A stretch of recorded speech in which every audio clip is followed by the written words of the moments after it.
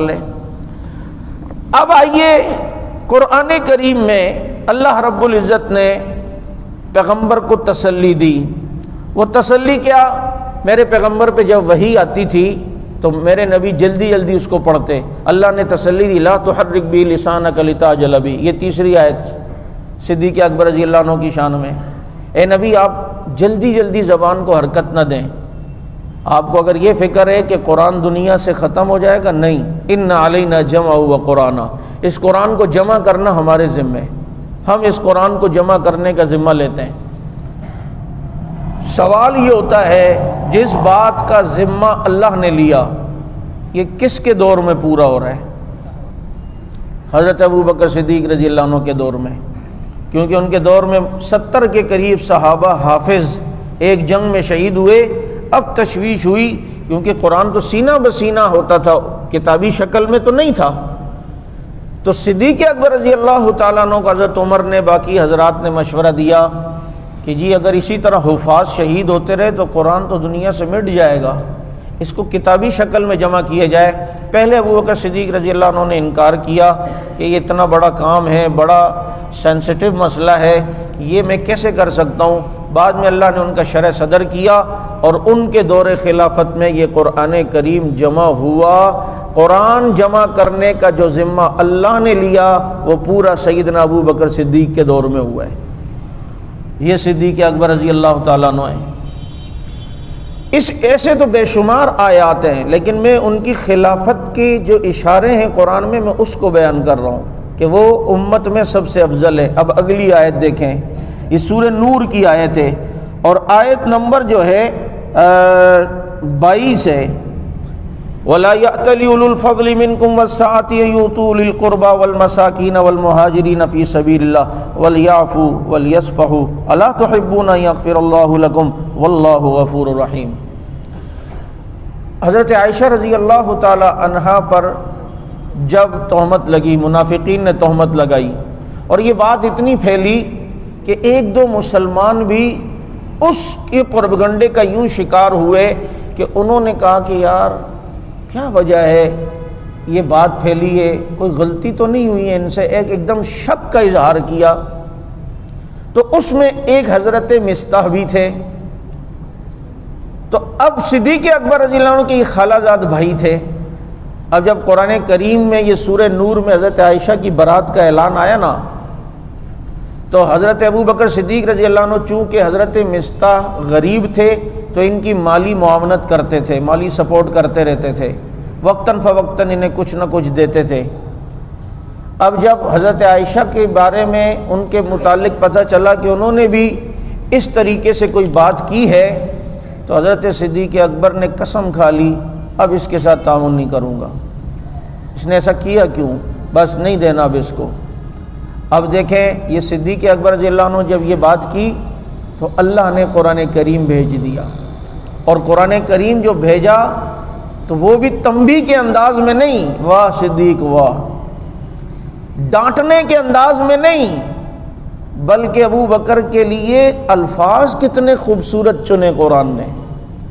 فرمایا وَلَا يَأْتَلِ أُولُو الْفَضْلِ مِنْكُمْ، قسم نہ کھائیں تم میں سے جو بڑے درجے والے ہیں، تم میں سے جو بڑے درجے، وَالسَّعَةِ، اور جو کشائش والے جن کے پاس مال ہے، أَن يُؤْتُوا أُولِي الْقُرْبَى وَالْمَسَاكِينَ وَالْمُهَاجِرِينَ فِي سَبِيلِ اللَّهِ، کہ اس بات کی قسم نہ کھائیں کہ میں ان لوگوں کو نہیں دوں گا، وَلْيَعْفُوا، ان کو چاہیے کہ معاف کر دیں ان کو، وَلْيَصْفَحُوا، درگزر کر دیں، أَلَا تُحِبُّونَ أَن يَغْفِرَ اللَّهُ لَكُمْ، کیا تم نہیں چاہتے کہ اللہ تم کو معاف کر دے؟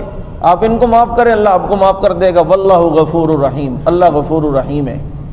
یہ جو آیت ہے اس میں اللہ نے وَلَا يَأْتَلِ أُولُو الْفَضْلِ، جو سب سے زیادہ فضل والا ہے، یہ صدیق اکبر رضی اللہ تعالیٰ عنہ کو کہا۔ اس آیت سے علماء نے یہ بات اخذ کی ہے کہ اس امت میں سب سے افضل درجہ وہ ابو بکر صدیق رضی اللہ عنہ کا ہے، کیونکہ یہاں اللہ نے انہیں لا یأتل اولو الفضل کہا۔ اب دیکھو شیعہ لوگ جو ہوتے ہیں نا وہ کہتے ہیں اس آیت سے مراد حضرت علی ہے۔ بھائی ہم موازنے نہیں کرتے، لیکن کوئی سوال کرتا ہے یا اعتراض تو جواب ہمیں دینا پڑتا ہے۔ پہلی بات تو یہ ہے کہ قسم حضرت ابو بکر صدیق نے کھائی تھی، حضرت علی نے نہیں۔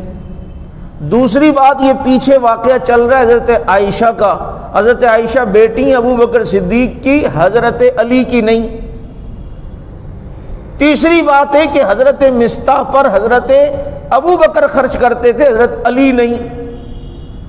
چوتھی بات یہ کہ قرآن کہتا ہے کہ وَلَا يَأْتَلِ أُولُو الْفَضْلِ مِنْكُمْ وَالسَّعَةِ، جو تم میں بڑے درجے والا ہے، جو اولو الفضل ہے، وَالسَّعَةِ، اور جس کے پاس مال ہے وہ قسم نہ کھائے۔ حضرت علی رضی اللہ عنہ مالی پوزیشن کے لحاظ سے مضبوط نہیں تھے، ابو بکر صدیق مالی پوزیشن کے لحاظ سے مضبوط تھے اس وقت۔ تو یہ آیت بتا رہی ہے کہ یہ سیدنا ابو بکر صدیق رضی اللہ تعالی عنہ کی عظمت اور ان کی شان اور ان کی جو ہے وہ امت میں سب سے افضلیت کو جو ہے وہ ظاہر کرتی ہے۔ ویسے تو اور بھی بہت سی آیات ہیں صدیق اکبر رضی اللہ تعالیٰ عنہ کی عظمت میں۔ ایک دفعہ یہودیوں کے ایک مجلس میں چلے گئے، تو یہودیوں کے مجلس میں یہودیوں کا جو پادری بڑا تھا نا، ان کا ربی، وہ کہنے لگا ابو بکر سنیں تمہارا اللہ فقیر ہو گیا، نعوذ باللہ۔ کیونکہ قرآن کی جب آیت آئی نا من ذا الذی یقرض اللہ قرضا حسنا، کون ہے جو اللہ کو بہترین قرضہ دے، تو مقصد یہ یہاں آپ نیکی کرتے ہیں تو اللہ کے پاس جمع ہوتی ہے، اللہ بہترین طریقے سے اس کا اجر دیں گے۔ لیکن اس یہودی نے اللہ کی شان میں گستاخی کی کہ سنیں تمہارا اللہ فقیر ہے اور ہم غنی ہیں، ہم سے قرضے مانگ رہا ہے۔ ابو بکر کی بہادری دیکھو، ان کی مجلس میں ان کے باڑے میں بیٹھ کر زور سے اس کو تھپڑ مار دیا۔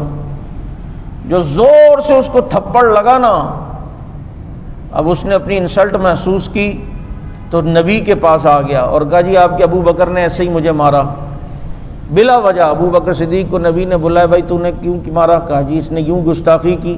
تو کہا تمہارے پاس کوئی گواہ ہے؟ ابو بکر صدیق نے میں گواہ تو کوئی نہیں۔ تو فرمایا ابو بکر جب گواہ نہیں تو اصول یہ ہے کہ پھر تمہیں بھی ایک تھپڑ کھانا پڑے گا۔ اب صدیق کو کوئی کافر تھپڑ مارے اور گستاخی کرے، اللہ رب العزت دیکھیں گے؟